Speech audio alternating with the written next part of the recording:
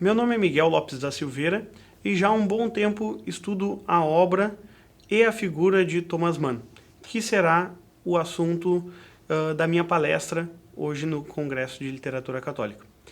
Thomas Mann é um personagem bastante importante, talvez o maior romancista alemão do século XX. E apesar dessa literatura do século XX que ele compõe, temos como característica de Thomas Mann uma literatura muito voltada, em suas características, em sua forma, à literatura do século XIX. Thomas Mann é um escritor que trabalha bastante com a função da tradição. A tradição da literatura e os temas tradicionais que a literatura resolve trabalhar estão sempre presentes na sua obra. Dentre elas, a religião. Por isso, então, escolhi Thomas Mann como um dos personagens que podem falar um pouco para nós sobre o que é essa literatura católica. Apesar de não ser católico, Thomas Mann traz temas que são bastante perenes e bastante importantes na literatura católica e que fazem com que esse diálogo surja dentro de suas obras e também, como poderemos ver mais à frente, dentro de sua própria vida.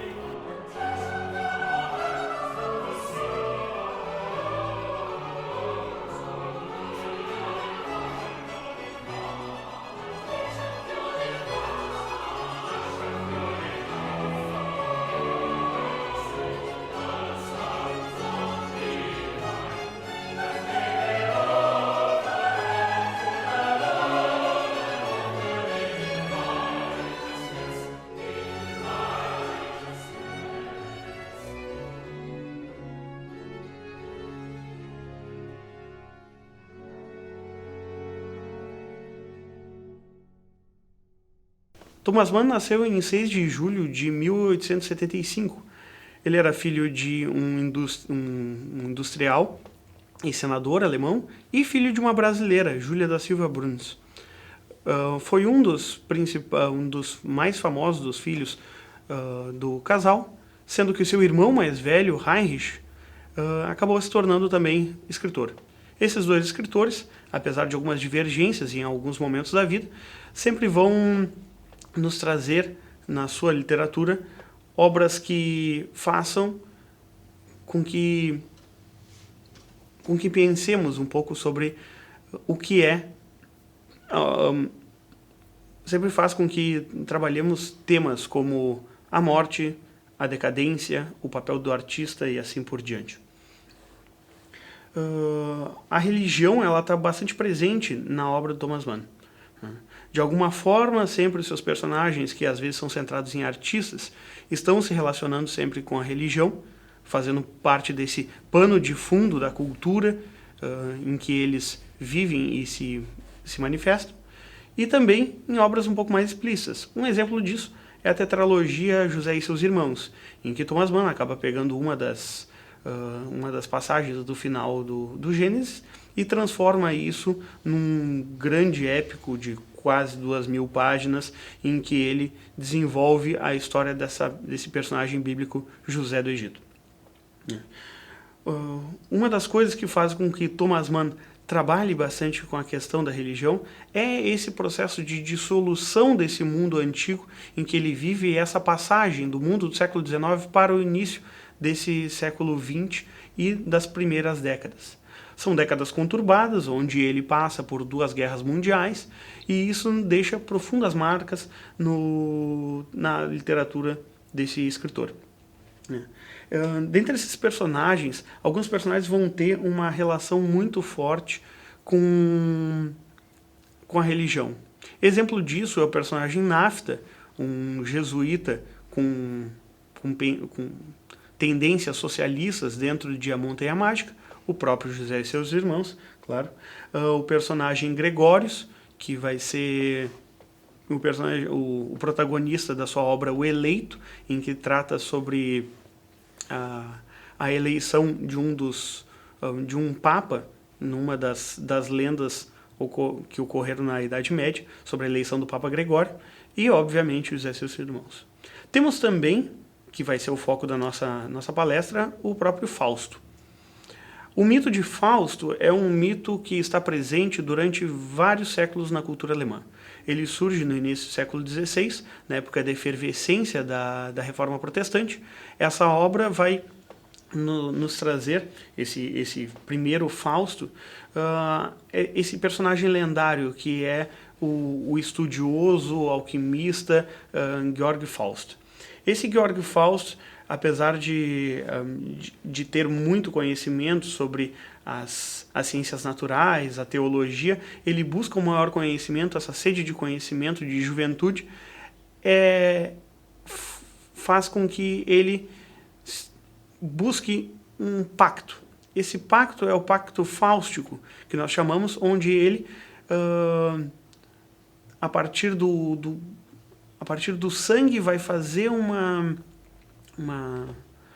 esse pacto com uma divindade demoníaca, no caso, Mefistófeles. Mefistófeles ele vai aparecer então como uma figura maligna que faz esse pacto que durante 24 anos dará genialidade a esse personagem, o Fausto, e após esses 24 anos a alma desse personagem é dada como em troca para Mefistófeles. Essa narrativa, durante muito tempo, acabou sendo obra de livros mais populares na literatura alemã, e logo após passou essa fronteira da Alemanha e se tornou um personagem lendário em diversas literaturas. Um dos exemplos que nós temos é o dramaturgo inglês Christopher Marlowe, que vai produzir a trágica história de Dr. Fausto, mais ou menos na época ali que o Christopher Marlowe é contemporâneo de William Shakespeare, vai produzir essa que é a sua principal obra, essa tragédia do Dr. Fausto, e a partir daí o Fausto ele vai ter inúmeras adaptações. A adaptação, obviamente, mais famosa é a adaptação que Goethe faz no seu Fausto, né? Esse Fausto ele é dividido em duas partes de Goethe e vai trazer certas inovações técnicas e temáticas a esse mito, ao mito fáustico. A obra também ela é bastante utilizada na área da música. Isso é importante que se diga, porque músicos como Gounod, Tartini vão trazer o mito fáustico também como um assunto para suas obras musicais.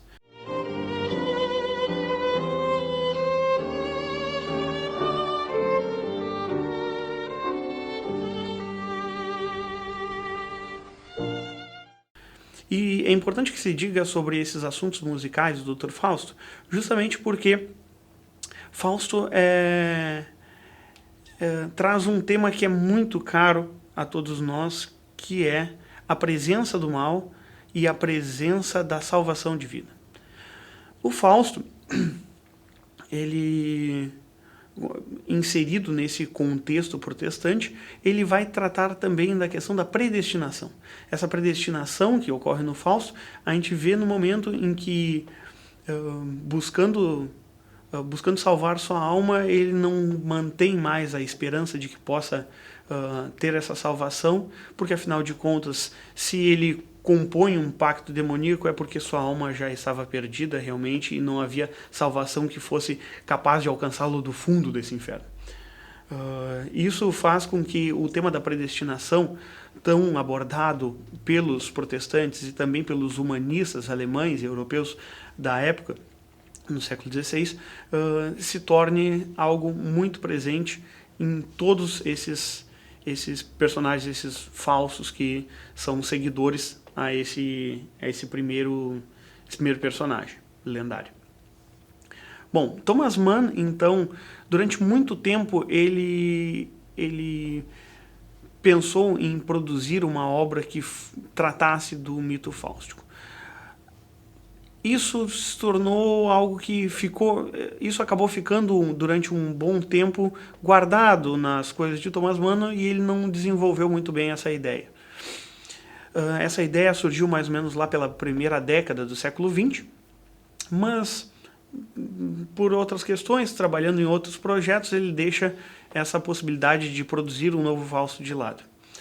Durante a década de 30, seu filho Klaus Mann vai produzir uma obra chamada Mefisto, em que ele vai mostrar o Fausto sob uma nova perspectiva, que é a perspectiva esse novo Mefisto, esse novo Fausto, vai ser um ator alemão que vai flertar com o nazismo e por esse flerte com o nazismo acaba conseguindo vantagens na sua carreira de ator. Acaba se tornando então alavancado como um grande ator do cinema do Reich alemão, do Terceiro Reich, de Hitler. Klaus Mann vai trazer esse Fausto com esse pacto do mal, acaba se tornando um pacto com o próprio nazismo. Após isso, e o início da Segunda Guerra Mundial, esse mundo em dissolução que ocorre, a gente vê que o Thomas Mann ele começa a pensar mais seriamente sobre esse processo de produzir um novo Fausto, né, mas que não seja tão explícito quanto aquele Fausto que Klaus Mann produz. Aqui, nesse livro, no Dr. Fausto, do Thomas Mann, a gente vê que a obra ela se torna muito mais sutil nessa presença do mal e nessa presença que ocorre da nação, da alma do artista. Vários como já havia dito, vários dos protagonistas de Thomas Mann são artistas. A gente tem, por exemplo, no Morte em Veneza, o escritor Aschenbach, né, que vai ser um artista. Outros, como o Tony Krieger, vai trazer questões estéticas. O próprio Hans Castor, personagem principal da Montanha Mágica, também vai discutir sobre a estética, sobre o valor da arte dentro da sua cultura. Mas a gente vê uma elevação num novo nível de personagem nessa produção do Dr. Fausto, que o próprio Thomas Mann disse será a sua obra mais complexa de produzir e aquela que trouxe uma maior dificuldade tanto na produção da obra quanto da sua própria resistência ao escrever essa obra. Justo porque trata de temas que são bastante pesados no momento em que ele está Bom, a lenda de Fausto é uma lenda que surge então no século XVI e essa lenda vai trazer o personagem Georg Faust, que é um personagem que em certos aspectos a gente identifica ele como existente ou houve indícios de que esse personagem realmente existiu, mas a partir desse mistério que esse personagem suscitou no seu contexto, no século XVI, surge essa lenda fáustica. Esse personagem é um estudioso que vai para a cidade de Cracóvia, estuda teologia, e ali vai se inteirando se interessando pelas questões do mal, né? E a partir daí, por uma sede de conhecimento, ele vai buscar um pacto com o demônio para adquirir cada vez mais e mais conhecimento durante um pacto que surge por 24 anos para que ele componha todo esse seu conhecimento, junte esse seu conhecimento e faz com que, após esses 24 anos, ele se torne dependente, a sua alma se torna dependente do próprio demônio. A partir dessa figura lendária do Georg Faust, surge um livro popular, um Volksbuch alemão, editado por um editor chamado Johann Spies, mas ninguém sabe direito quem é que publicou, quem é que escreveu esse Faust. Sabe que Johann Spies publica, né, como um autor anônimo, que produz esse Fausto, e esse Fausto acaba se tornando uma febre na literatura do século XVI. A partir daí, vários outros Faustos são produzidos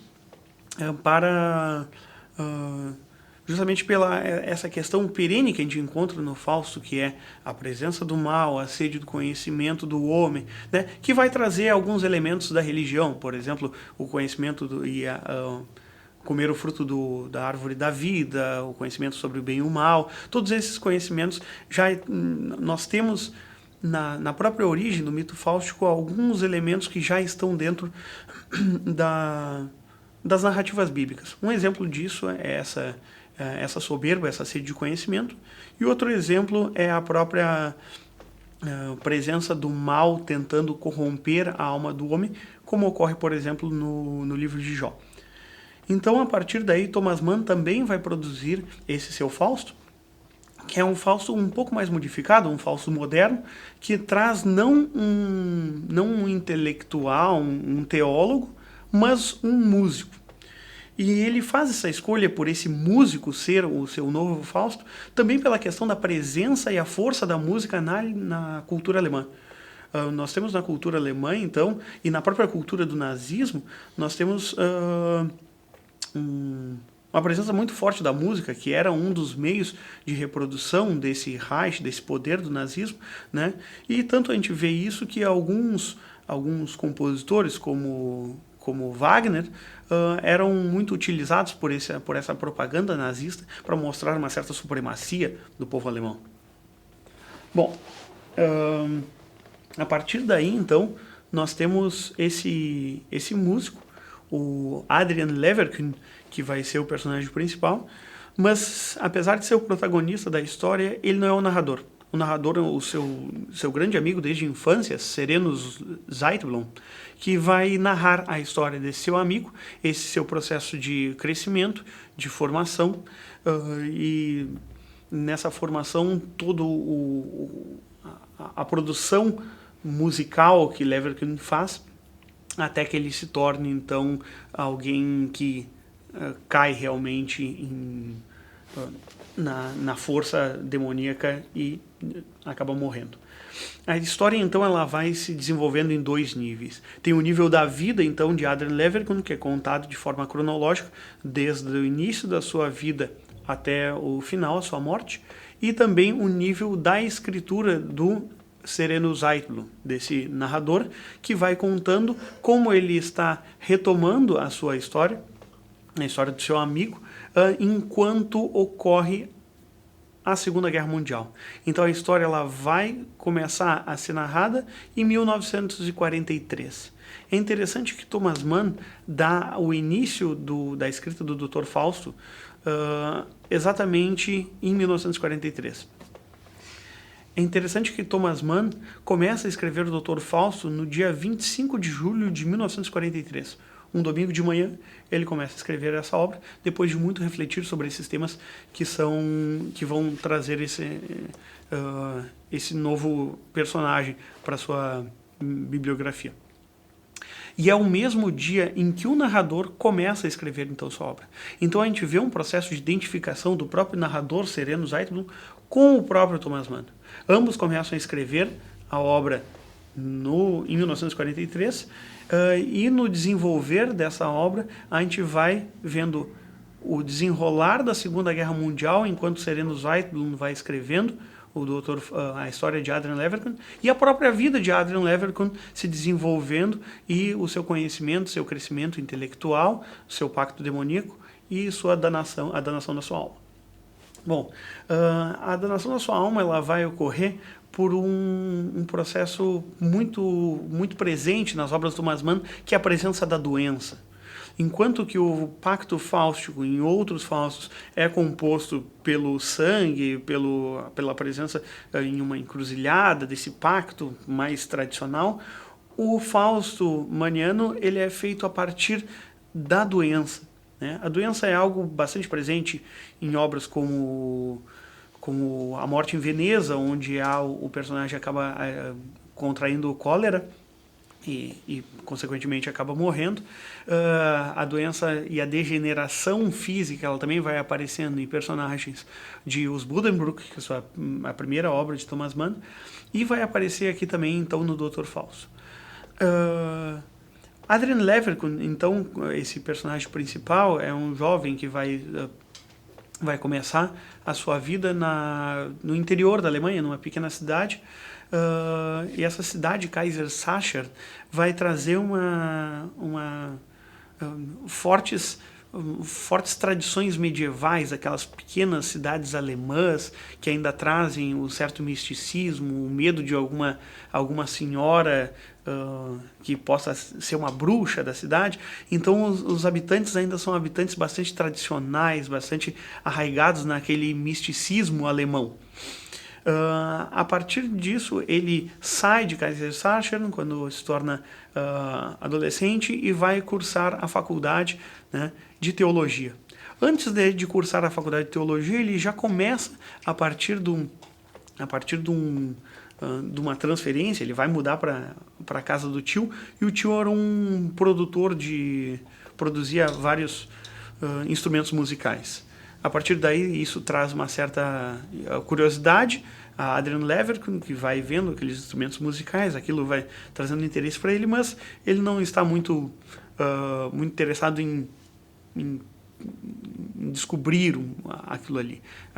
O personagem ele vai sendo um pouco reticente, ele sente curiosidade, mas ao mesmo tempo não quer se aprofundar naquilo. E o tio acaba vendo uma tendência no jovem de que ele possa se tornar um músico ou um grande compositor. Nisso, então, ele começa algumas aulas e presencia algumas aulas de um professor de música na cidade de Leipzig, onde ele vai morar. Em Leipzig, enquanto estuda música, então Adrian, numa das suas estadas nessa cidade, que é uma cidade importante também por abrigar Johann Sebastian Bach durante bastante tempo, ele acaba um pouco que por acaso indo parar num prostíbulo. Neste prostíbulo, então, ele conhece uma prostituta que ele vai dar o nome de Esmeralda. Essa Esmeralda, então, ele conhece nesse prostíbulo, mas foge de lá sem ter algum tipo de contato com ela.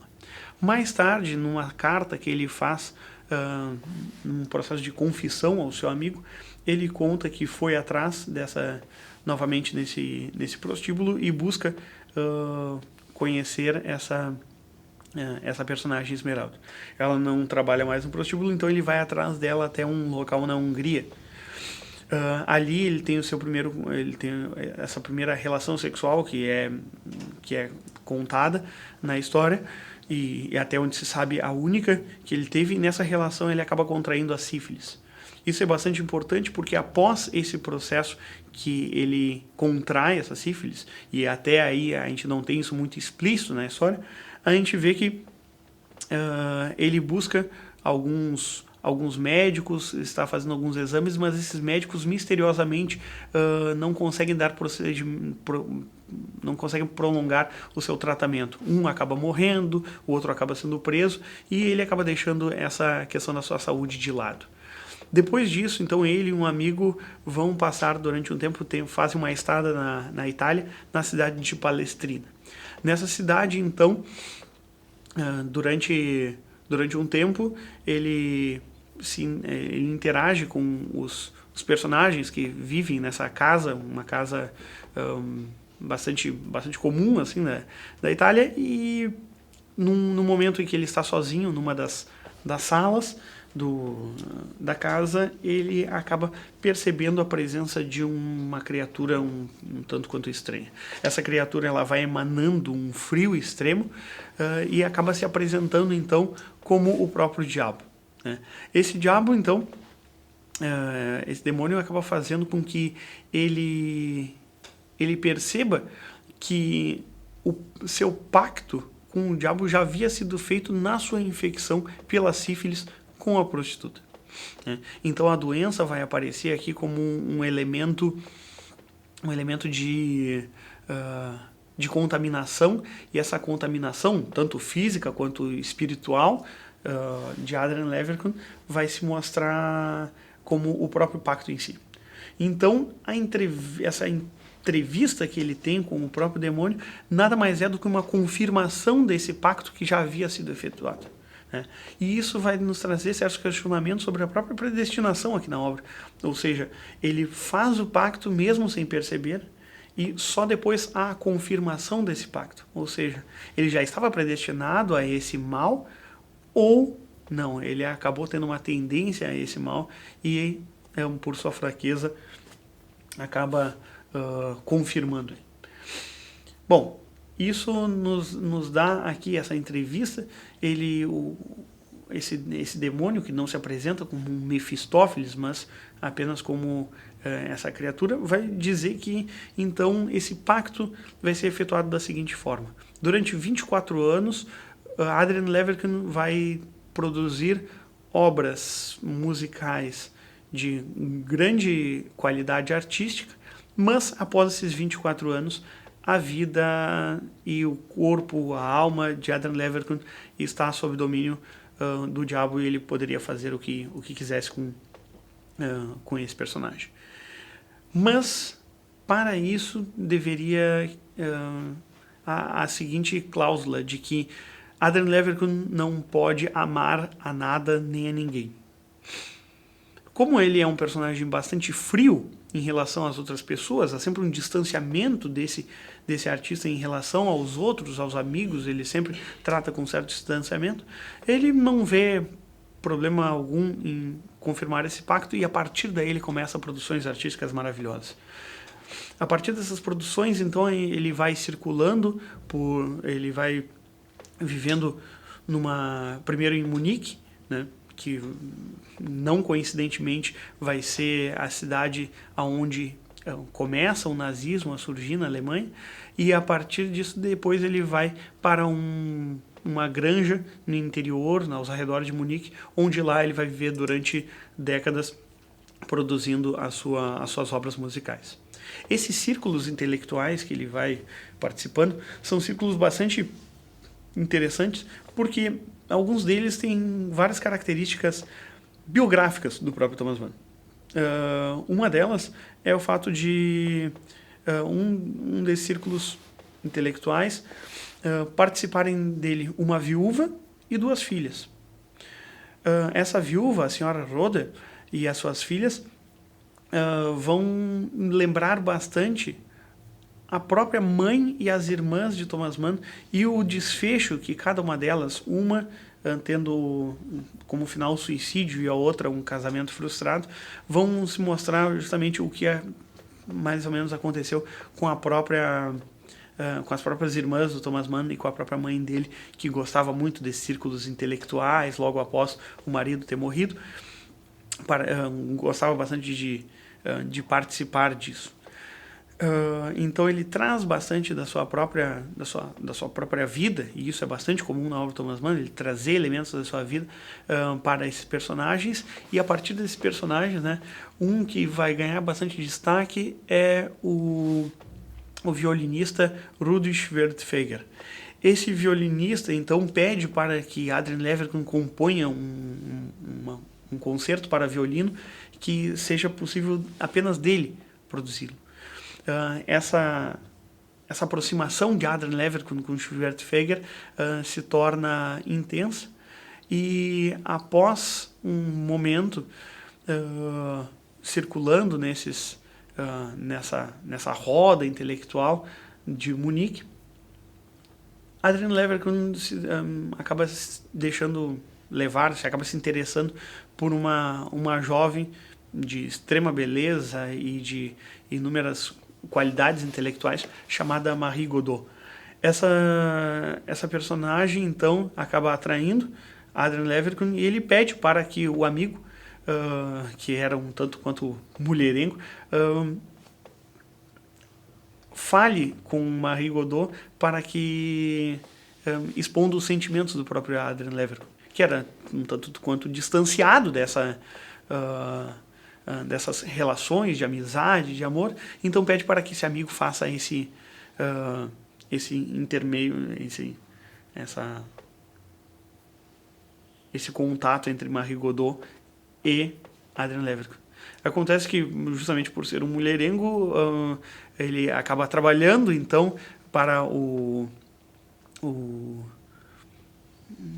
êxito do amigo, mas não havendo o êxito do amigo, então ele acaba trabalhando para seu próprio êxito. Marie Godot e Wertfeger então se tornam noivos, e o próprio personagem, Adrian Leverkühn, em um só ato, acaba perdendo o amigo e a sua pretendente. A partir disso daí, a gente vê que ocorre uma aceleração histórica na obra, e essa aproximação entre Marie Godot, Wertfeger e o próprio Adrian Leverkühn vai trazer aquela impossibilidade que o diabo havia dado a Adrian, que é não amar ninguém. Então ele acaba de certa forma, tirando esses dois da vida de Adrian Leverkühn. Schwertfeger, por ter uma relação com uma das filhas da senhora Rode, uma relação extraconjugal com ela, a moça, vendo que o violinista havia noivado com essa personagem Marie Godot, acaba não assumindo muito bem essa postura do seu amante e acaba assassinando-o a tiros. Essa relação, esse triângulo amoroso, ele vai ser bastante interessante porque grande parte das características que o Thomas Mann dá ao Adrian Leverkühn vem de um personagem de um intelectual que Thomas Mann tinha bastante admiração, mas que toma como inspiração para a composição desse personagem, que é o Nietzsche. Assim como Nietzsche contraiu sífilis e acabou morrendo na loucura, e também participou desse processo de triângulo amoroso com Lo Andrea Salomé, ele vai trazer todas essas características da biografia de Nietzsche para compor esse personagem. Então, tanto a sífilis na vida e a produção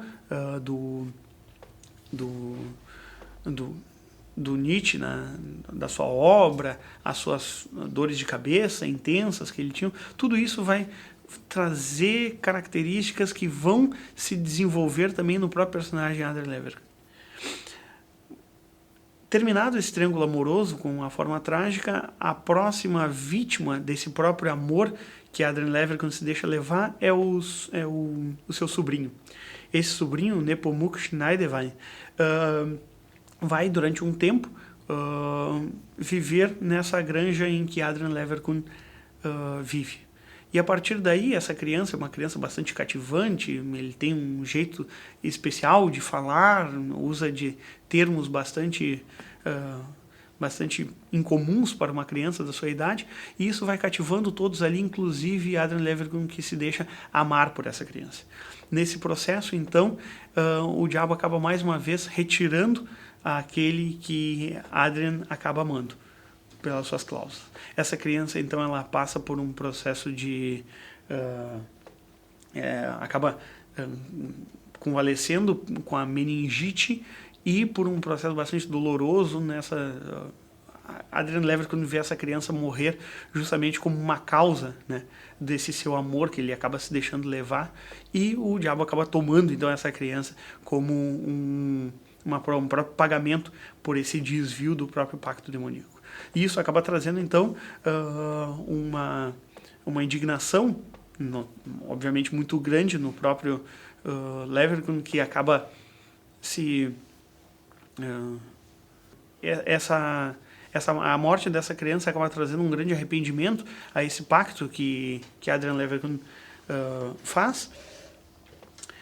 E ele então compõe a sua última obra, que é a Lamentação de Doutor Fausto, onde aqui sim a gente vai ter esse personagem fáustico nessa própria obra musical, né, que o Adrian Leverkühn faz. Esse Fausto vai aparecer com essa lamentação, e assim como naquele primeiro Fausto que havia sido produzido lá no século XVI, que termina com essa advertência que o Fausto faz aos estudiosos para que não caiam na tentação do mal, o próprio Leverkühn faz isso num processo já de decadência psíquica. Ele acaba fazendo essa advertência de que assinou um pacto fáustico para essa roda de intelectuais, amigos dele, e então ele acaba convalescendo e passando os últimos anos da vida dele na demência, até morrer com aproximadamente 55, 56 anos. Então esse personagem, o Dr. Fausto, e nisso a gente acaba culminando esse final da história da vida do Adrian Leverkühn com o próprio final da narrativa que o seu amigo Sereno Zeitblum vai escrevendo enquanto a guerra vai evoluindo, enquanto a desgraça alemã vai ocorrendo no campo político e da própria vida alemã.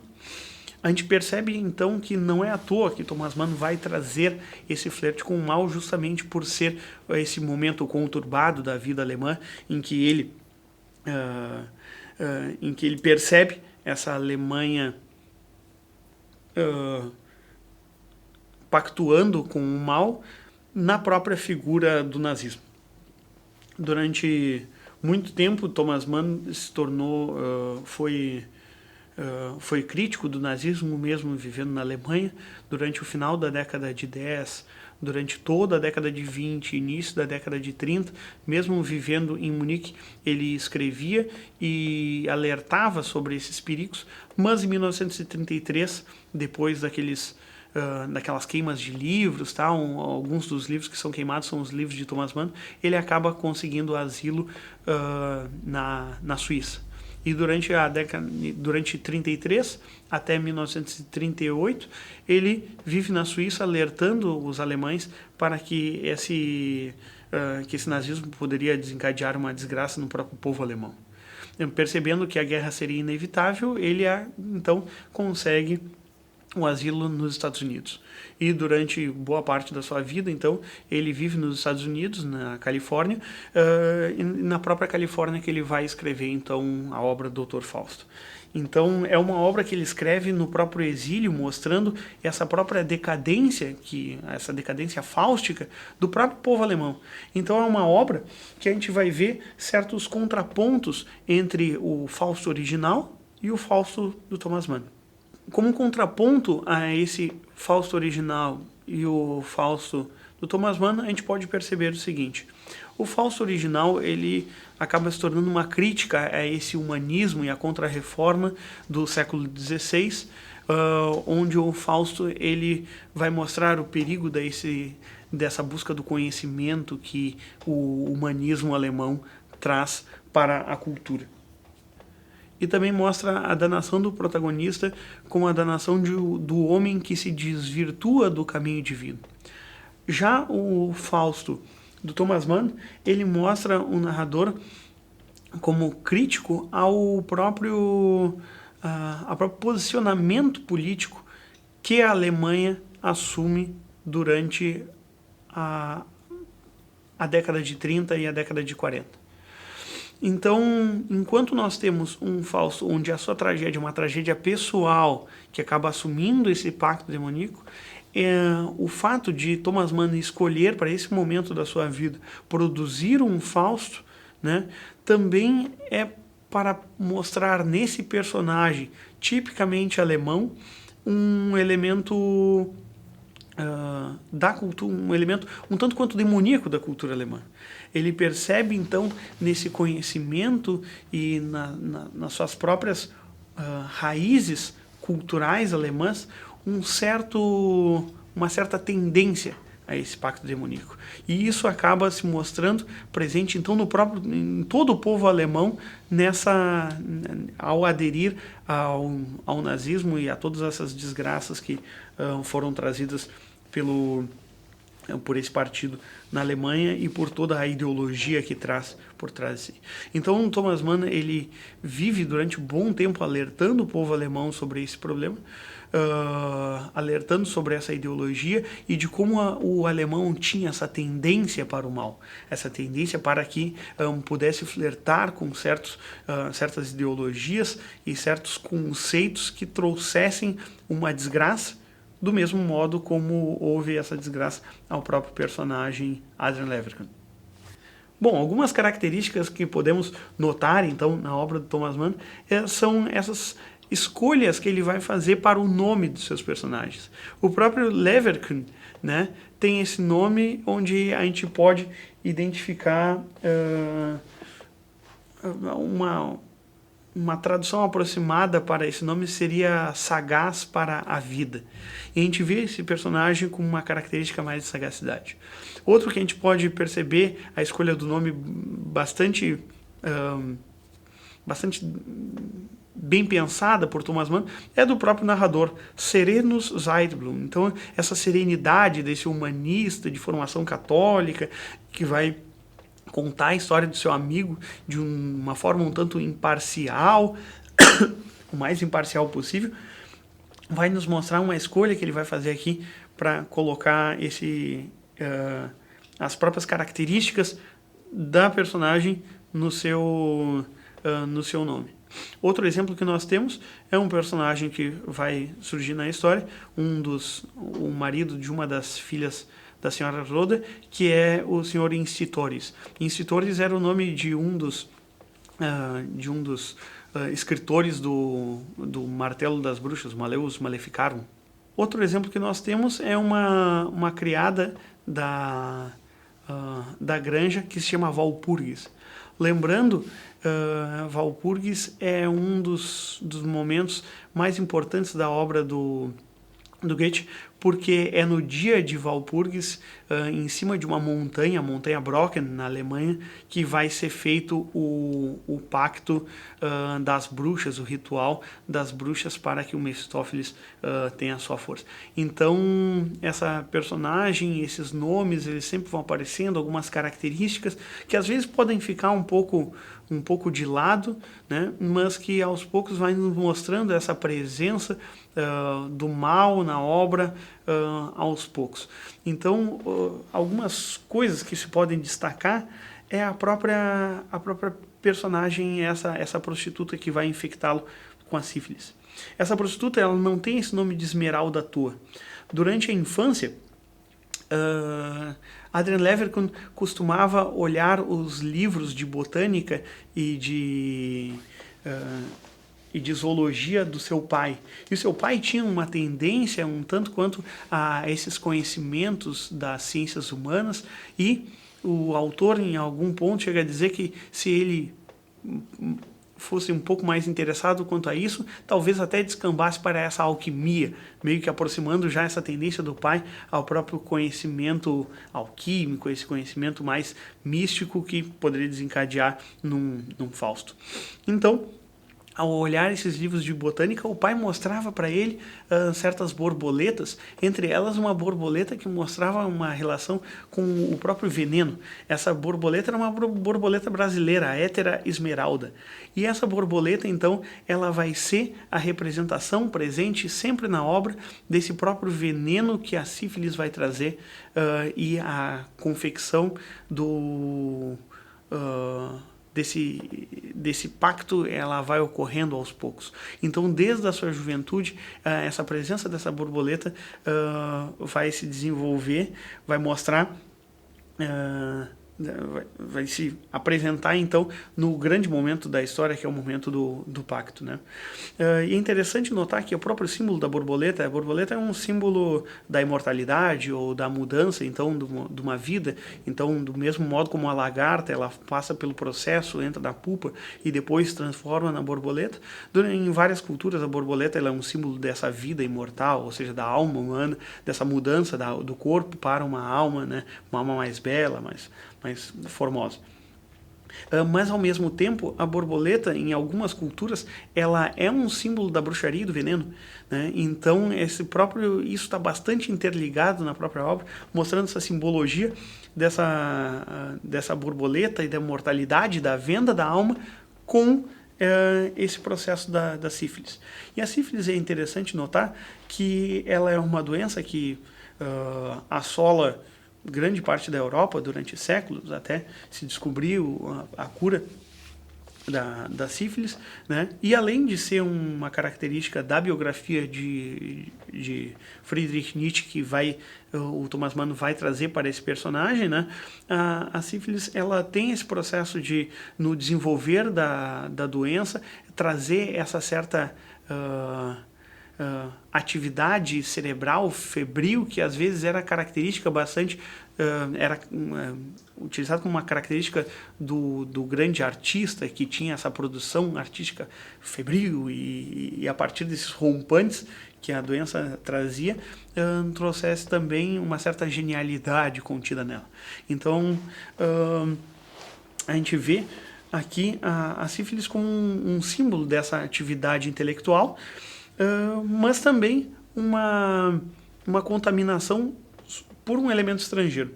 A gente não tem muito uma definição de qual a origem, qual o povo nos trouxe, mas o que tem de alguns cientistas é que a sífilis foi trazida das Américas pelos índios, né?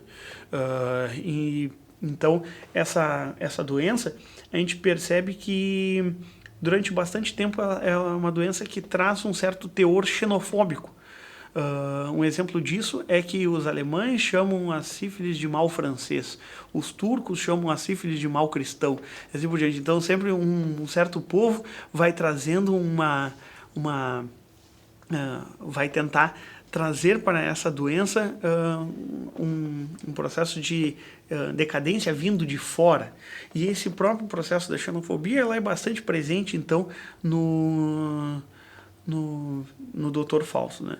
Então, isso vai nos mostrar justamente que é um processo bastante intrincado, bastante bem pensado, que Thomas Mann vai produzindo durante esses anos em que ele compõe o Doutor Fausto, mostrando uma obra de fôlego, assim, onde ele vai trazer muito da cultura alemã, muito da teologia, a música e da própria história, do humanismo alemão.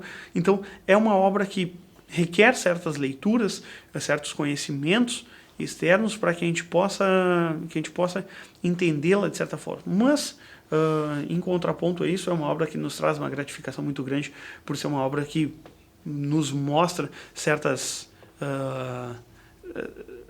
temas que são muito caros a nós, como a imortalidade da alma, a presença da morte, a presença do mal. Então, eu acredito que Thomas Mann seja alguém que possa estar nesse congresso de literatura católica, justamente por ser um autor um dos autores que melhor pensou esse tipo de tema para o seu momento. Esse momento de decadência, um momento de se repensar um pouco sobre qual o grande sentido da vida quando o mundo todo cai em desgraça, onde a guerra, a peste, a fome assolam populações e um continente inteiro, como ocorreu na Europa, e a vida não tem mais nenhum sentido. Thomas Mann nos traz uma vida sem sentido e mostrando como uma vida sem sentido e um flerte com o mal pode ser tão perigoso tanto para a alma de uma só pessoa quanto para a alma de uma nação inteira, ou de uma civilização inteira.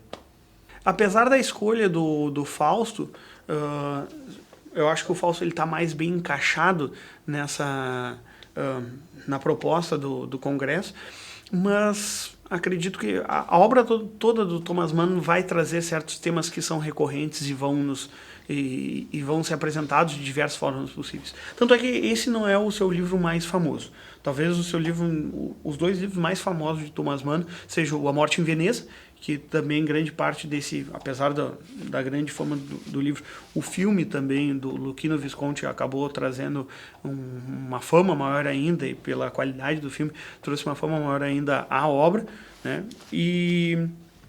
Mas principalmente a sua grande obra, a obra de fôlego dele, é A Montanha Mágica, que é a história desse personagem, do Hans Castorp, que vai visitar um primo num sanatório de tuberculosos na Suíça, e lá ele se descobre também com tuberculose, e ele passa 7 anos nesse local à parte, nesse mundo, onde cada um desses personagens, desses tuberculosos que estão vivendo nesse sanatório, vai mostrar uma certa tendência de uma ideologia na Europa.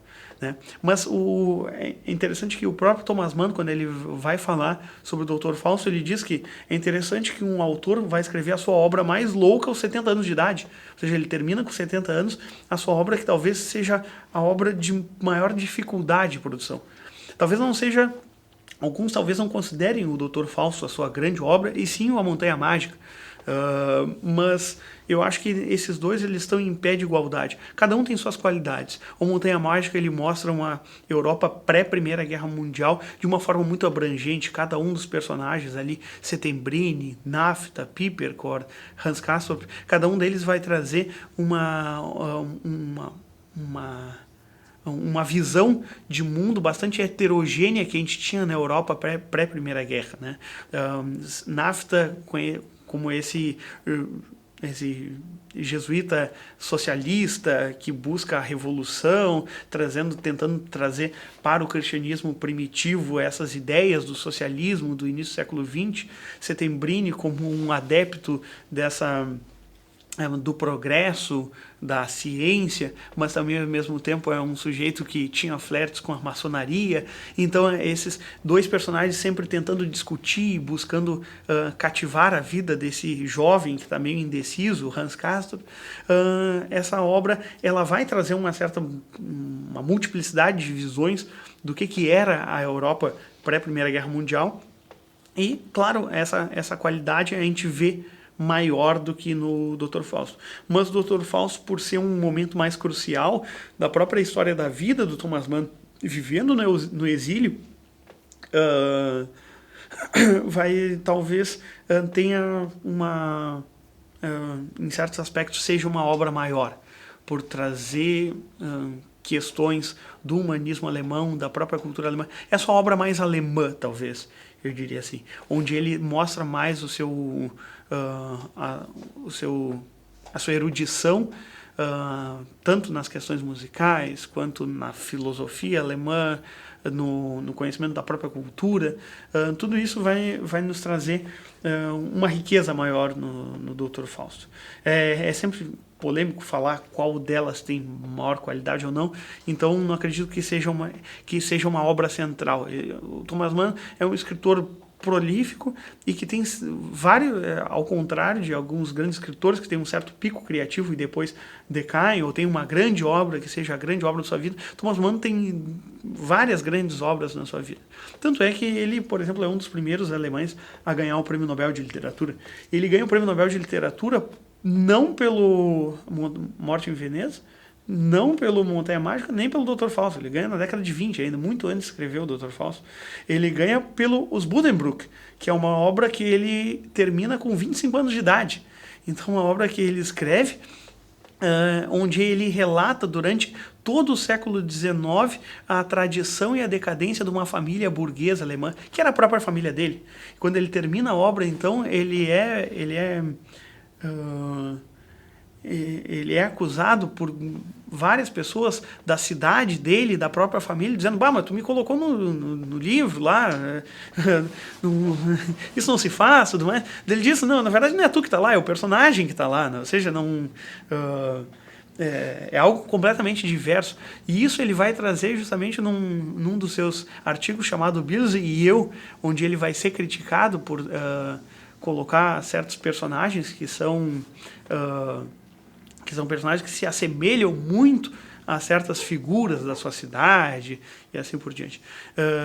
Então é a partir essa obra que faz com que a Academia Sueca, por exemplo, dê o prêmio Nobel a ele. Que ele acaba até fica um pouco decepcionado, porque ele pensa, quando ele escreve A Montanha Mágica, ele pensa: bah, essa é a minha grande obra da maturidade intelectual. Aquela obra, uma obra de qualidade, uma obra que foi um sucesso desde que foi lançado, os Buddenbrook, mas que era uma obra que ele considerava inferior à Montanha Mágica. Ou seja, ele é um sujeito que desde os 20 e poucos anos de idade ele está produzindo grandes obras, cada um de um modo bastante diferente. A tetralogia de José e seus irmãos, apesar da dificuldade do volume, que é ler toda essa obra, e ele teve que fazer várias viagens para poder entender muito bem como é que era esse mundo, esse grande poço do passado, como ele diz, que é o mundo bíblico. A gente tem variantes assim de genialidades de modos bastante distintos na obra dele. É interessante para a gente tratar sobre esse tema de qual a função do grande autor numa reflexão que a gente possa fazer sobre a sua própria vida, a gente trazer uma reflexão que Thomas Mann faz num artigo chamado O Artista e o Literato, onde ele diz: é bom constatar que todo o processo civilizatório, todo o enobrecimento moral e melhoramento do gênero humano origina-se do espírito da literatura, e para os pedagogos populares dos antigos a bela palavra já era vista como produtora da boa ação. É na palavra que se deve encontrar a origem e o impulso primevo do literato, que aquele desejo de aventura e maestria no reino da expressão, o qual talvez seja não apenas um efeito colateral ou consequência de sua sabedoria, de seu conhecimento psicológico, e sim sua origem. Possivelmente também poderia ser de seu amor à virtude. Em cada talento há inato o anseio pelas melhores e mais vantajosas condições de desenvolvimento, e por natureza, quanto mais forte se sentir algo baixo, lúdico e ridiculamente engraçado, com maior ambição, ele tentará se levar a sério, solenemente, elevando os seus efeitos para a dimensão da dignidade e da bondade. Essa é a moralidade do talento que se manifesta em numerosas vidas de artistas e, de maneira mais admirável, talvez, em alguns casos isolados da esfera literária. O literato, portanto, é duplamente moralista. É um conhecedor da alma e um juiz dos costumes, e é as duas coisas pela sua condição de artista. Seu impulso artístico faz dele um psicólogo, pois onde o seu talento e sua sofisticação linguística e curiosidade poderiam encontrar satisfação mais preciosa, onde seu virtuosismo expressivo poderia encontrar missões mais seletas, difíceis, sublimes, do que nas confusões do coração humano. O literato se expressa ao vivenciar, ele vivencia ao se expressar, e ele vivencia para se expressar.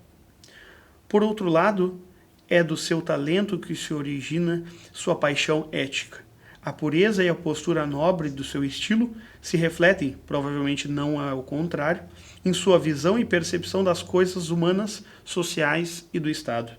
Ele é radical porque o radicalismo para ele significa pureza, magnanimidade e profundidade. Detesta a imperfeição, a covardia lógica, o compromisso. Vive em protesto contra a degradação da ideia pela realidade. Seu senso estético, seu idealismo de artista, lhe proporciona o gesto interno da generosidade com a qual ele protege o que é honrado do que é útil. Em certo ponto, desenvolvendo essa ideia, ele faz o contraponto entre o que é o artista e o que é o literato, mostrando o literato como alguém que traz uma busca da verdade. Então ele faz essa interessante associação. Ao que parece, o literato se entende melhor com o santo do que com seu oposto, o artista. E se o seu moralismo tem origem artística, são precisamente seus impulsos de conhecimento e julgamento que o distanciam do artista como nós o imaginamos. Esse ser alegre e inocente que enfrenta o irmão severo, ou até prefere nem enfrentar, com um misto de contrariedade e pia timidez. O artista, considerando-se aqui o tipo da forma tão pura quanto o literato, é eticamente indiferente, irresponsável, ingênuo como a natureza, da qual é filho legítimo. Um rapaz que vive e deixa viver, sensual, infantil, dado ao jogo, ao brilho e às festas, deixa a quem tiver vontade de julgar o mundo de Deus, o qual ele se satisfaz em ornamentar e recriar. É conhecido como mestre da alegria na corte dos grandes, comensal despreocupado à mesa do canalha rico. Em resumo, se algum traço de caráter positivo falta a esse simpático camarada, é a honradez, que não é, em absoluto, questão de natureza e de temperamento, e sim de conhecimento de crítica. Já o literato, por sua vez, é a pessoa essencialmente honrada, e não consegue deixar de sê-lo. Sua aversão a se vincular, comprometer-se e se tornar comum, ele, o livre observador e juiz, simplesmente uma demanda da autoafirmação, vence sem qualquer esforço todas as tentações do mundo. Seu patos de liberdade, seus conceitos de dignidade humana, sua insubordinação, o fazem aparentemente inadequado para servir aos príncipes. Sua visão social o tornaria cúmplice do explorador mão aberta em busca da casa em cuja casa se hospedasse. E enquanto o artista é propriamente o homem do efeito do sucesso, o literato não vê o sucesso como nada além de ornamento da injustiça. Sim, a sua irritabilidade psicológica e ética torna-o, enquanto ser contemplativo, rancoroso contra a atividade em si, contra a atividade criadora, que se adapta praticamente. Então a gente vê aqui o próprio Thomas Mann mostrando esse conceito do que é ser o literato. Esse sujeito distanciado que consegue observar e perceber o mundo longe dos holofotes, porque os holofotes justamente são as luzes que acabam trazendo a própria deturpação do conhecimento. Então a gente vê Thomas Mann justamente na sua vida como intelectual, não como um artista, mas como um literato, que se afastou durante grande parte do tempo dessas rodas culturais, justamente por notar aí um certo desvio perigoso para sua própria obra e seu próprio julgamento da vida, da história e das questões que lhe ele tinha curiosidade de conhecer e compreender. Então a gente percebe que isso moldou a própria vida do literato Thomas Mann, e não é à toa que então, quando Thomas Mann morre, um dos jornais da Alemanha na época dá a seguinte notícia: o trono finalmente está vazio. Ou seja, morre o último grande literato do século XIX, o último grande escritor de uma era burguesa, que havia começado na Alemanha lá, talvez teve o seu grande ápice com Goethe, e aqui tem o seu fim com Thomas Mann. A partir daqui a gente tem uma literatura mais moderna, uma literatura que vai trazer certas narrativas diferentes, ou seja, uma quebra de valores e de mundo. Ele é o último desses grandes autores burgueses que tanto abrilhantaram a literatura nesse final do século XIX. É um artista tardio, um artista do século XIX que vive no século XX. Se não me engano, acho que foi Otto Maria Carpo que acaba dizendo isso, que ele é o último desses grandes artistas. Até é interessante que Otto Maria Carpo diz que Thomas Mann é um autor de segunda linha, mas, dentre os de segunda linha, ele é o maior deles, né? Então ele traz o Thomas Mann como esse sujeito. A gente vê pela própria vida dele, claro. A gente pode, lendo as biografias sobre a vida de Thomas Mann, questionar certas coisas que ele fez durante a vida, mas a gente vê uma certa grandeza moral. Um sujeito que não se absteve de criticar, mesmo sabendo que ia ser criticado. A gente percebe então que Thomas Mann vai ser esse artista que consegue moldar uma ideia do que é o grande intelectual, o grande literato, que traz para suas obras todos aqueles valores que ele considerava mais importantes na sua vida.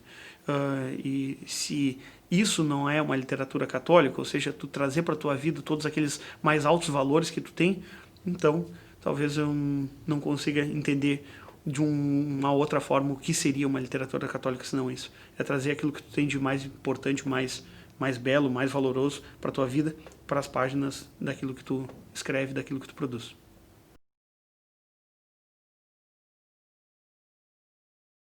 Tu talvez não saiba, mas tu já fez o pacto comigo. É aí que está a questão da predestinação, porque ele mostra a predestinação justamente nisso, né? Quando tu faz, tu mesmo não percebe.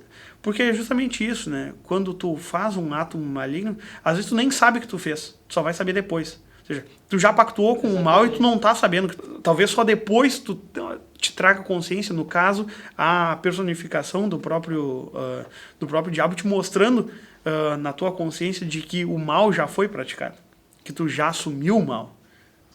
Já mostrava que anteriormente ele já estava...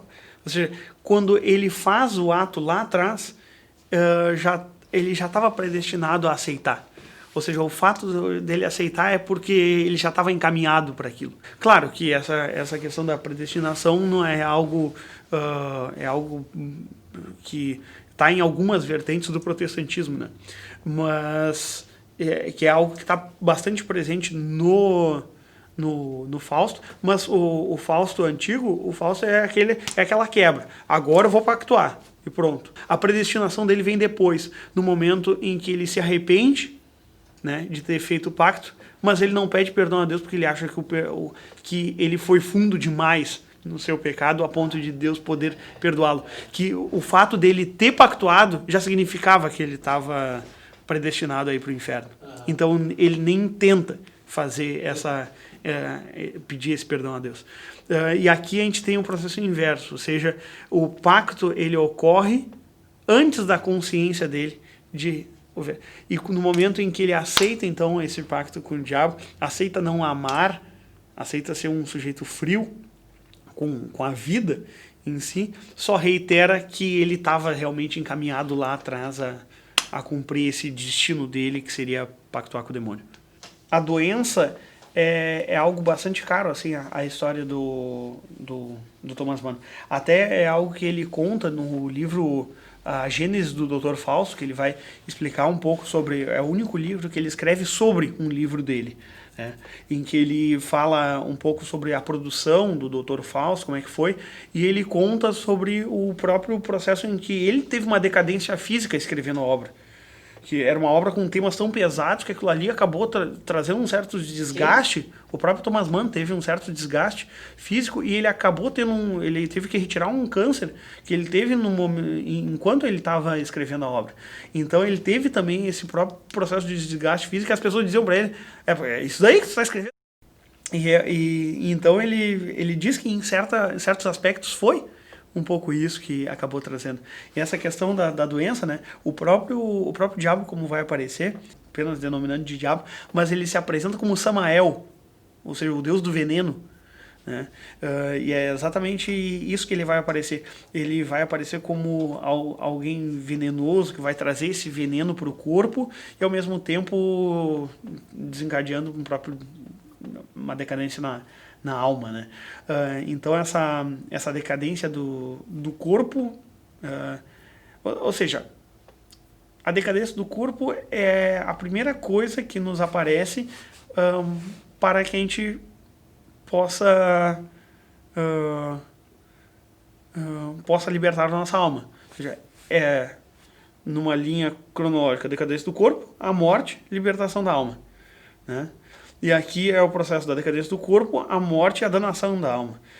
Então a gente vê correndo em linhas juntas, ou seja, a pessoa ela desgraça o seu corpo com a sífilis e desgraça ao mesmo tempo a sua alma com o pacto. Então ocorrem essas duas coisas, elas correm em linhas contínuas, né? Lado a lado, então isso vai ocorrendo. É uma degradação então completa que vai ser feita. Então a gente pode notar que é uma degradação corporal, com a sífilis, é uma degradação espiritual, com o pacto demoníaco, é uma degradação política da Alemanha, com o nazismo. Então, é um livro que ele vai assim, ser um livro... Se a gente tem, por exemplo, na Alemanha do século XIX, o Goethe vai escrever o Wilhelm Meister, que é o romance de formação, Bildungsroman, é um romance de formação, aqui é um romance de deformação, um romance de decadência, né, onde ele faz um projeto exatamente o contrário. E ao mesmo tempo, a gente tem na história alguns consideram que o Dr. Fausto é um Zeitroman, né? Ou seja, é um romance do tempo. É um romance que ele tenta abarcar as próprias correntes espirituais, as próprias correntes morais, físicas, psicológicas do seu tempo em si. Ou seja, é um romance que não tenta mostrar um personagem único. Apesar de focar no personagem, ele tenta fazer um painel o mais completo possível de como é que foi aquela época. Ou seja, como é que foi a Alemanha das primeiras décadas. A Alemanha da degradação. Um exemplo disso ele vai colocar num dos personagens, do Caim Breismetter, que vai ser um personagem que ele vai praticamente descrever o intelectual alemão Oswald Spengler, que o Thomas Mann era muito contrário ao Spengler, e ele vai colocar na boca desse Caim Breismetter assim, um sujeito que sempre vai falar sobre a decadência do Ocidente, a decadência, tudo é decadente. Ele diz que, ao contrário do Deus de Israel primitivo, o rei Davi era um decadente e tal, porque tentou... Então ele vai falar inúmeras besteiras, sempre mostrar decadência, e esse... Sereno Zeitman, ele fica durante boa parte da vida assim, ele acompanhando a vida do seu amigo, ele percebe a formação desse mal germinando numa juventude alemã, nos intelectuais alemães, que vão pensar assim, se houver a revolução, se houver uma desgraça, se houver uma mudança, que haja. Vai ser uma maravilha. Ele pensa, não, exatamente.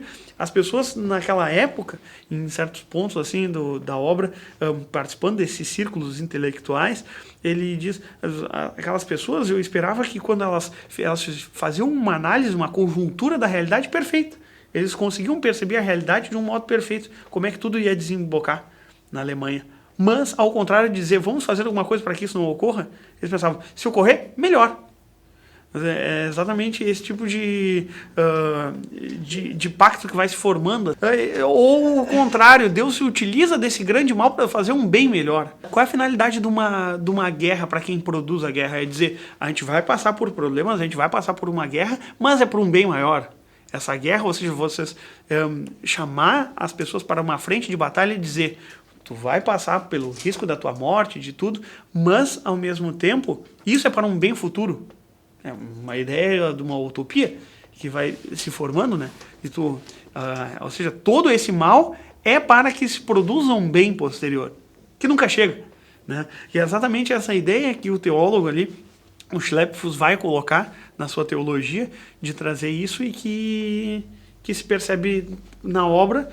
Ou seja, é um pouco teologia e é também o que a teologia acabou trazendo para o campo político.